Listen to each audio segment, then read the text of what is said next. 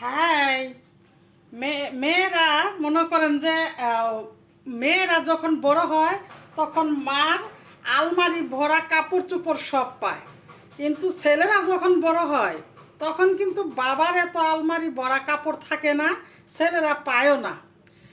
ছেলেরা কি পায় জানেন? পায়ে যায় বাবার দায়িত্ব। বাবার দায়িত্বগুলি ছেলেরা তখন কাঁধে নেয়, নিয়ে তখন কি হয়, ছেলেদের জীবন শুরু হয়ে যায়।